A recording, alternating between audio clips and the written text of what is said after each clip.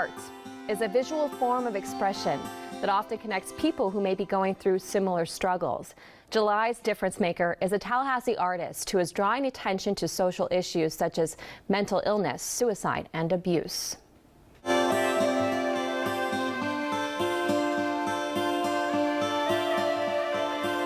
When you talk about a mental health condition about somebody, they immediately think about violence and unpredictability and that sort of thing, when the fact is that somebody who suffers from mental health conditions are actually more likely to be victimized. Creating art is a place of refuge for Jim Russell, who's witnessed more than most. One of the first cases I ever worked was a child abuse case of a 4-year-old.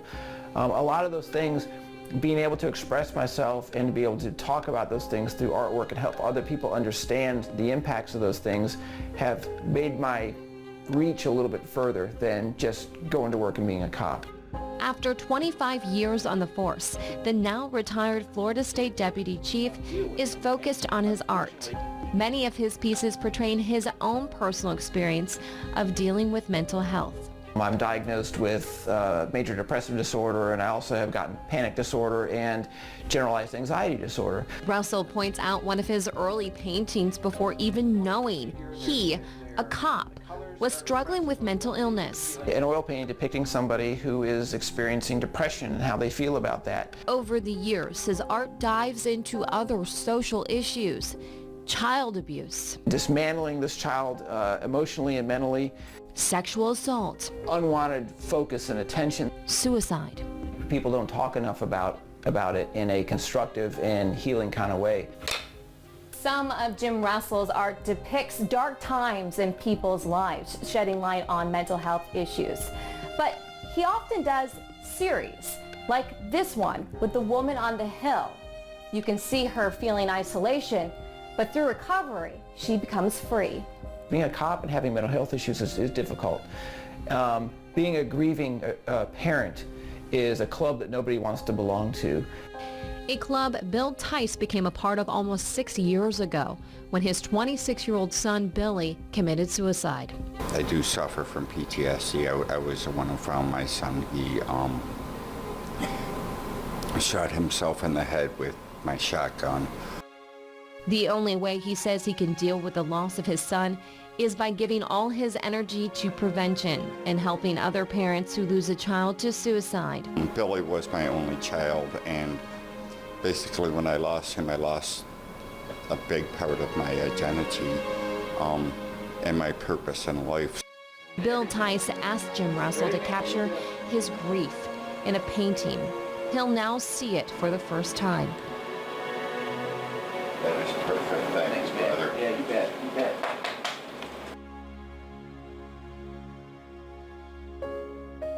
He has a talent for conveying the message of the feeling of mental illness, of being suicidal, and also giving the message that there is hope. You can get through it, and that is the important part to me. He gives me hope.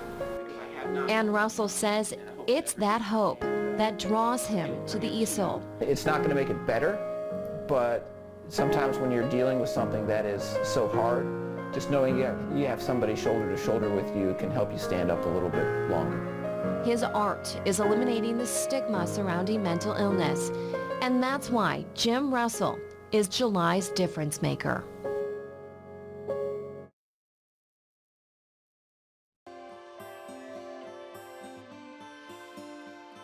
Good morning, everybody. You're going to end up dead or in jail. Clarence Jackson says many people in his life never envisioned him being the person standing here today, a pastor of nearly 25 years. I'm a college dropout. I went to jail when I was 19 years old for doing something stupid.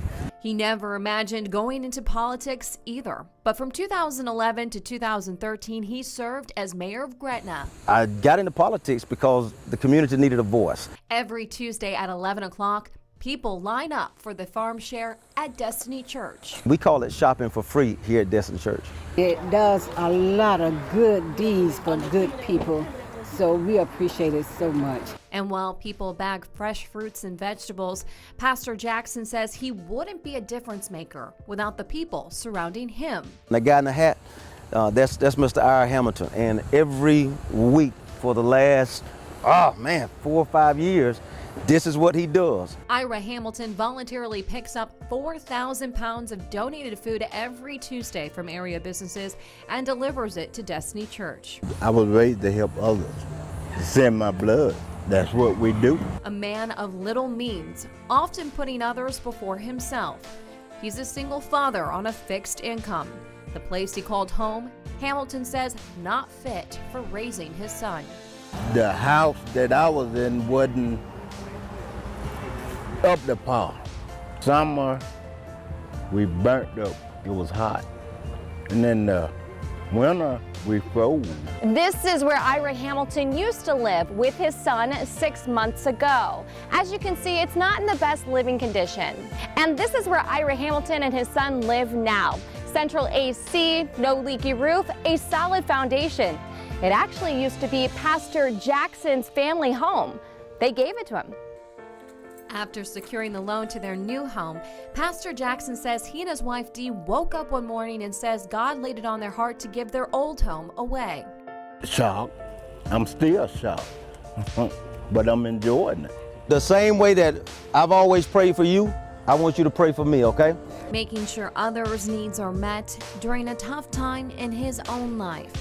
The youngest of Pastor Jackson's 4 kids, 2-year-old Jay, was recently diagnosed with cancer.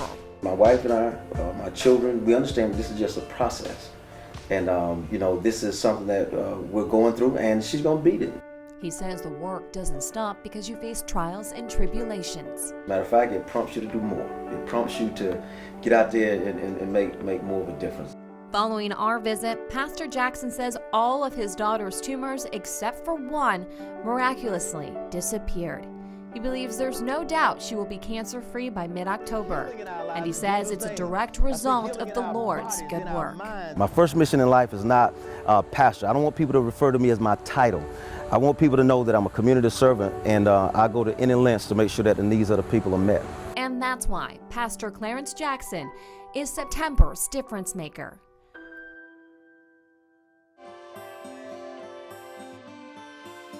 Walking in, I got 2 more baked ziti's, both going On the side menu salad. today at 3 Hope all Community day. Center in Tallahassee, baked ziti and burgers cooked to order. French fries.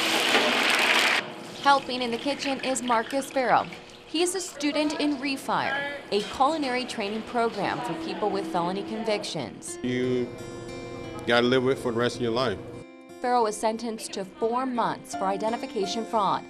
After his release, Farrow, a single dad of 3, applied for 10 jobs, had 6 interviews. I had a felony on my background and they couldn't hire me. With 3 mouths to feed, he needed a job.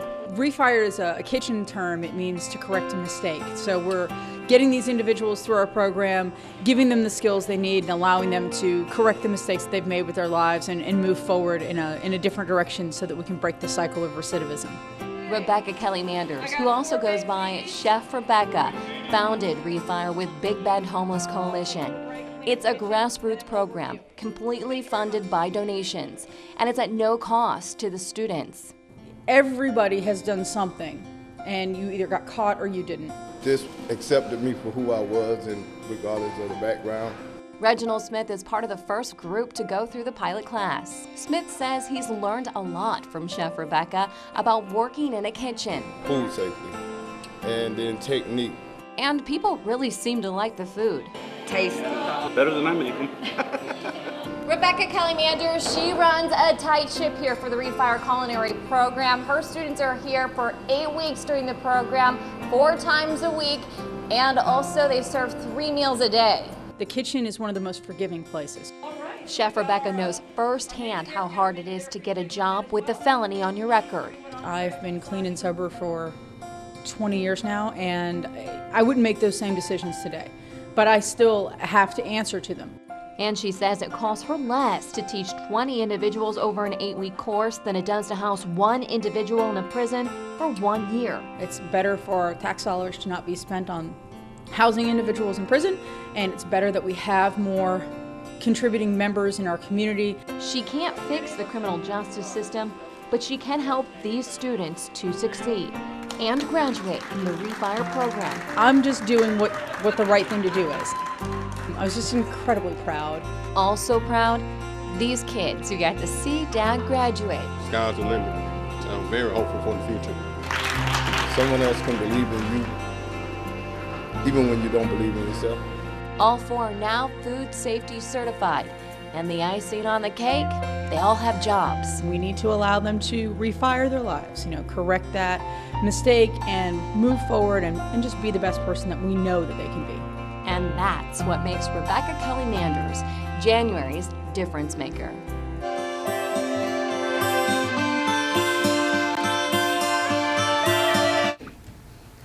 Tallahassee has a growing population of more than 200 refugees who've left war-torn countries for a better life in America.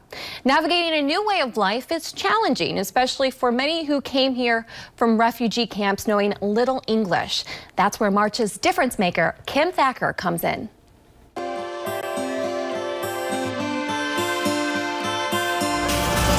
They left Congo at young ages, went to Uganda and lived in a refugee camp for 22 years.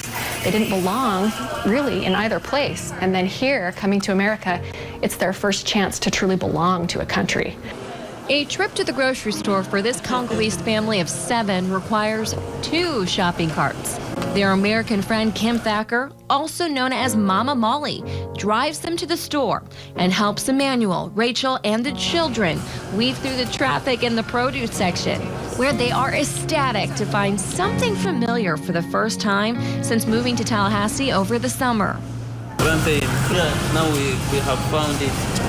In Uganda, Emmanuel says food is very limited in the refugee camp, and something as simple as coming to the grocery store is a new adventure. You can definitely tell this family has become Americanized. I saw Hope. She's like, I love pizza. And we go to the pizza aisle, and she picks out a DiGiorno, even after I pointed out to her the buy one, get one free deal. At home, the kids and mom put the food away while I go through a photo album showing their life in Africa. Emmanuel and Rachel describe what it was like when they found out they were coming to America. On that day, we do the party to celebrate because we are going to go in the America to get a new home, and we are going on another life. So, and also safe. In the camp, not safe. Hope says life is much better than before. I have friends, I go to school, I have better future, and I get more food to eat, but in Africa, I don't have more food to eat. I felt like I need to be a part of these people's lives, and I want them to be a part of my life. Kim Thacker first got involved with refugee families through her church and has since dedicated her time to spearheading projects such as facilitating 72-hour emergency food supply during Hurricane Irma and tutor kits for refugee students in Leon County schools.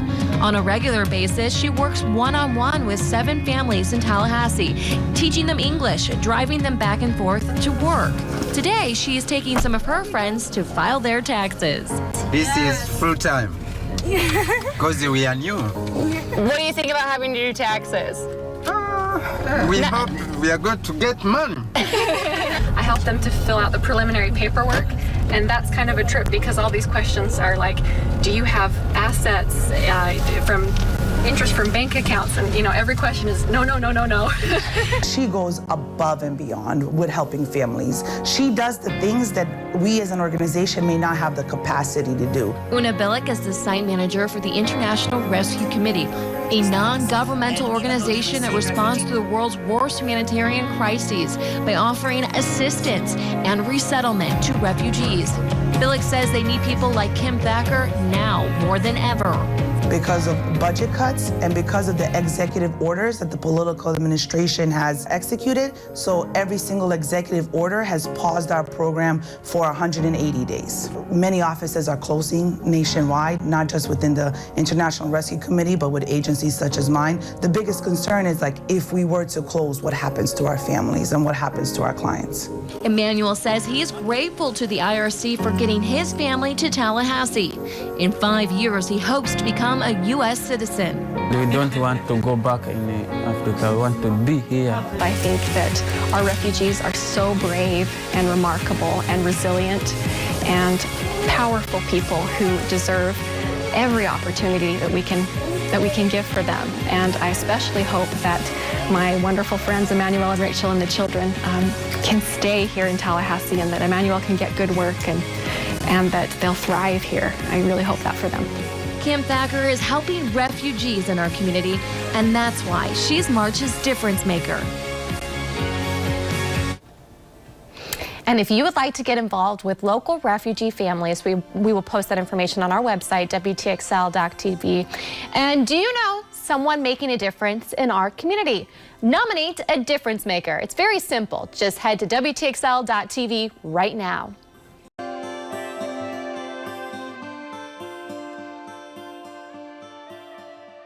You can't recognize anything. Roads I've traveled down where I knew that you have these visual cues, you know your turn's coming up. I've blown past. Blountstown, Chattahoochee, Mariana, Mexico Beach, and Panama City. All cities and rural communities that felt the brunt of Hurricane Michael. My mom had said, we are devastated here, and I didn't know exactly what that meant. Shortly following the storm, Stephanie and Tom Derzapolsky traveled to Blountstown. Stephanie's mother's home was spared, but so many others weren't so lucky. We were trapped for about 2 days. We couldn't get out 6-9 because all the trees down. Some of our neighbors actually lost their houses. People whose roofs have been completely torn off, whose ceilings have caved in from trees coming in. By chance, Tom was at one of the emergency planning meetings when he was asked to take on a certain role to help in the recovery efforts. The person responsible for donations and volunteers, and there was no one in the room to do it. Tom Derzapolsky said yes. From there, Tom and Stephanie say people began showing up to this warehouse 1 mile south of Blountstown on Highway 71. People driving from Oklahoma, Kansas, Texas, every Carolina, North Dakota. I kind of stopped counting after a while. Have just showed up with massive amount of supplies. Just about as soon as we get things, they start to disappear. Yvonne and Bob Houston are volunteers from Michigan. They've parked their trailer at the donation center. When we drove down here, I was just amazed at what we saw, the damage.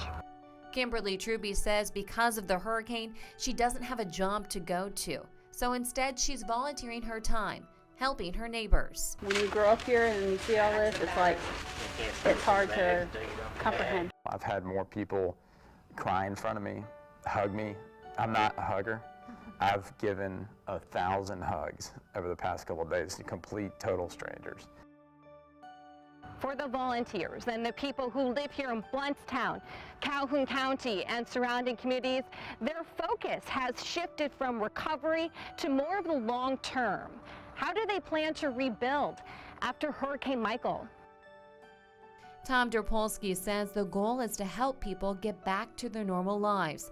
And at some point, he says the donation center will transition from taking in food, water, and cleaning supplies to monetary donations. The residents of Calhoun County are some of the strongest people I've ever met, and they are working. They are helping themselves. They are doing all the hard stuff, and they're going to come back and be strong again. The Derzapolskys were reluctant to do this interview with me because they say it's the many faces who have shown up in this time of need who are really making the difference. I know this community will continue to support those rural communities, and I hope that Stephanie and I and others like us all over the region can kind of help shepherd some of those resources. That's why the many volunteers helping in the aftermath of Hurricane Michael are November's difference makers.